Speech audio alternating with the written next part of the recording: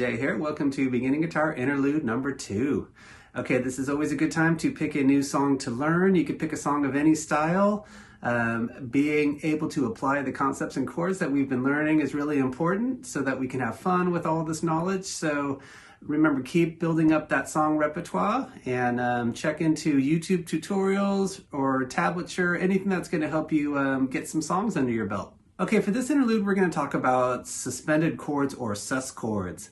These chords are a little bit different than our major and minor chords in that they're going to replace the third with the fourth. And this is going to give us a kind of floaty suspended sound, and you might recognize the sound of these because they're quite popular for guitaring.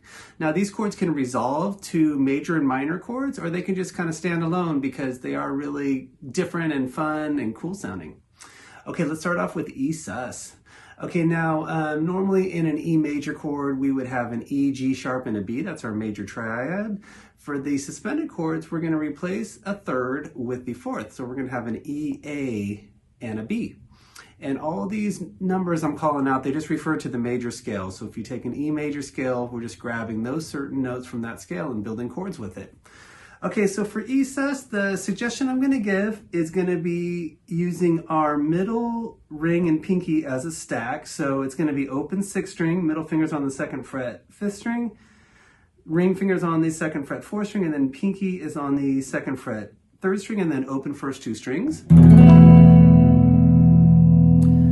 Okay, now this can also be stacked with your index, middle, and ring too, just so you know, but the stack I gave you at first is going to help to resolve to E major or E minor, but especially for major. So let's say if I take that same fingering, now if I have my index finger ready on the 1st fret on the 3rd string, I can just release my pinky and I'll get to my E major. And if I want to go to an E minor, I'll just let my pinky release to an open 3rd string. And that's resolving to E minor. Okay, now for A sus, a couple different finger suggestions. We can do open 6th string, open 5th string, then we'll have index on the 2nd fret 4th string, middle fingers on the 2nd fret 3rd string, and then we'll go pinky to the 3rd fret on the 2nd string with the open 1st string. Okay, now this can also be played in some different ways too. One of them is to do like a small bar. So I'm going to have, again, my open 2 low strings, and then with my index, I'm going to bar on my 2nd frets on the 2 middle strings, the 4th and the 3rd string, and then just use my middle finger to grab the 3rd fret on the 2nd string, and then just sort of cut it off on that 2nd string.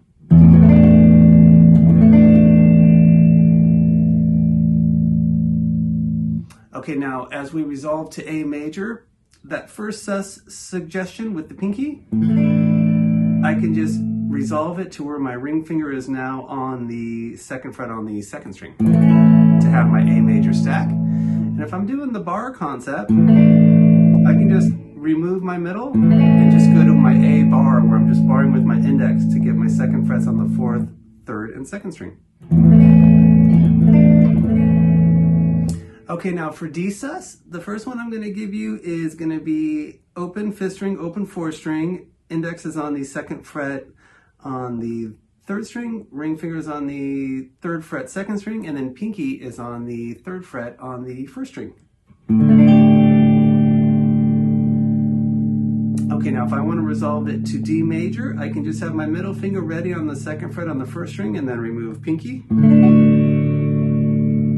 Okay, now to go to a D minor, I can do that same finger system for the D sus, and then just go to my D minor where I've got my middle on the 2nd fret 3rd string, rings on the 3rd fret 2nd string, index is on the 1st fret 1st string, and I got my open 5th and 4th string. But I want to note that for this particular resolution, I might actually want to do my D sus with my middle finger on the 2nd fret 3rd string, ring fingers on the 3rd fret 2nd string, pinky is on the 3rd fret 1st string.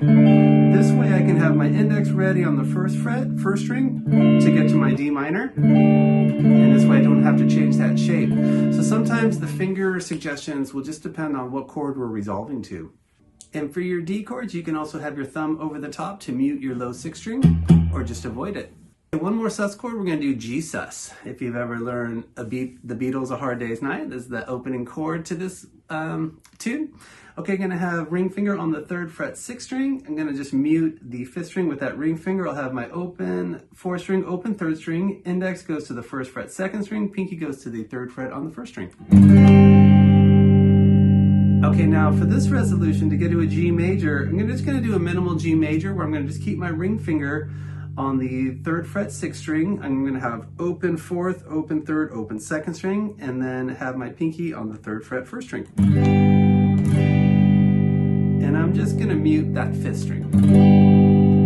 Okay, so that resolution, index down for the suspended chord, and then index releases to the open 3rd string.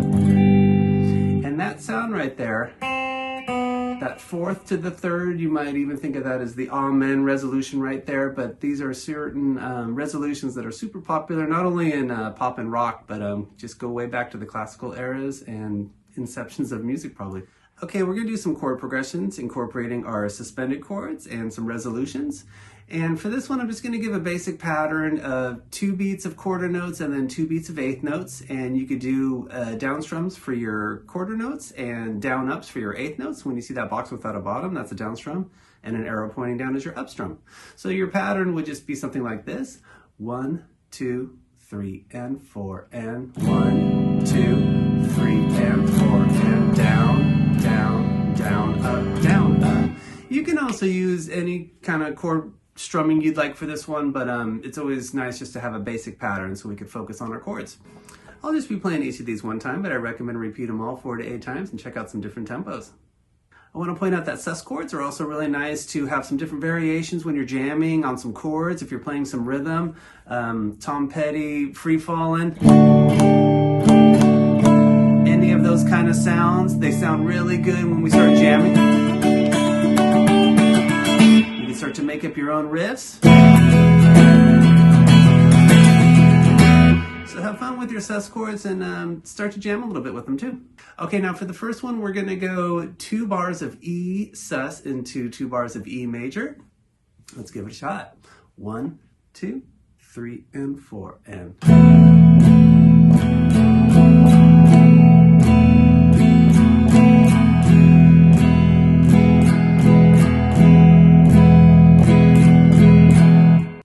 For number 2, we're going to go 2 bars of E sus into 2 bars of E minor. 1, 2, 3, and 4, and...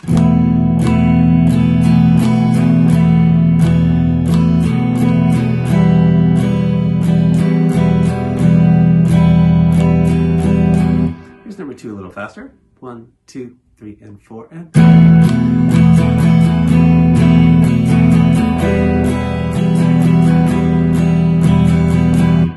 Okay, for number 3, we're going to go 1 bar of E sus into 1 bar of E major, and then repeat that again for bars 3 and 4.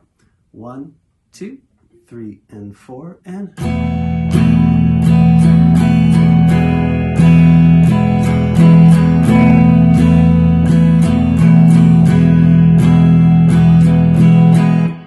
That one's a good example of the classic resolution that you might think of even as the Amen resolution.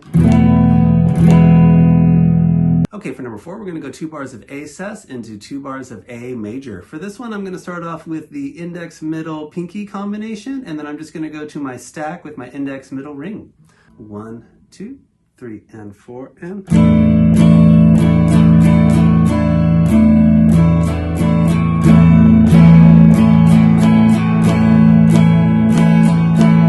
Here's number 4, using the bar concept for the A chords.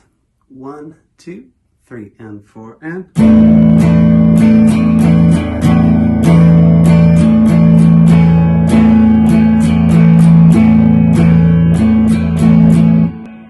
Okay, for number 5, we're going to go 2 bars of A sus into 2 bars of A minor. Okay, one more way to do A sus, as opposed to using index, middle, and pinky, I'm going to do this one with my middle, ring, and pinky.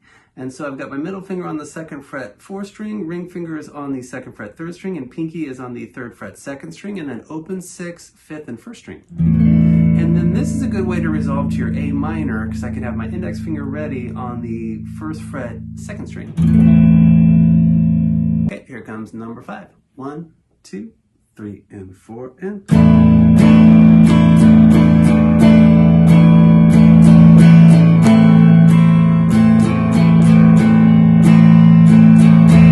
For number 6, we're going to go 1 bar of A minor into 1 bar of A sus, and then repeat that again for bars 3 and 4.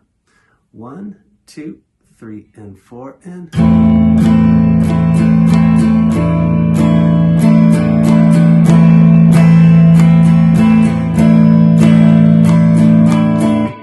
For number 7, we're going to go 2 bars of D sus into 2 bars of D major. 1, 2, 3, and 4, and...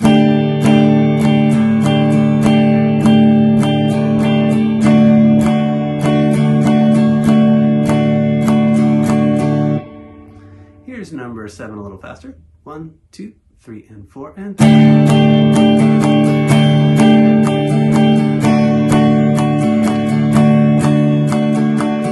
Number 8, we're going to go 2 bars of D sus into 2 bars of D minor. So for this one, for my D sus, I'm going to be using the middle ring and pinky combination, resolving to my D minor. 1, 2, 3, and 4, and...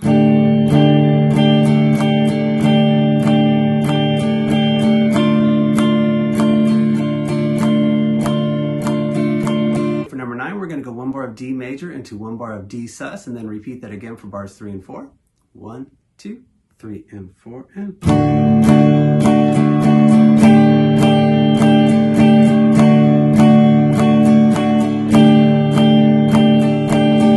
For number 10, we're going to do 2 bars of G sus into 2 bars of G major. 1, 2, 3, and 4, and...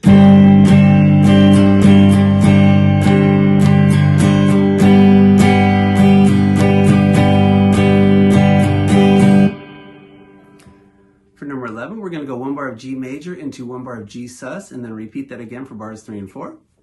1, 2, 3, and 4, and...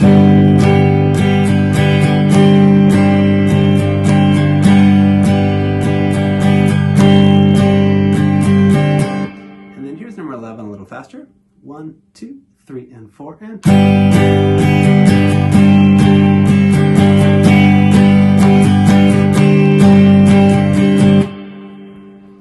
Okay, for the last one, number 12, we're just going to do a bar of all these sus chords just on their own. So we'll go a bar of E sus to a bar of A sus, a bar of D sus, and then to a bar of G sus. 1, 2, 3, and 4, and...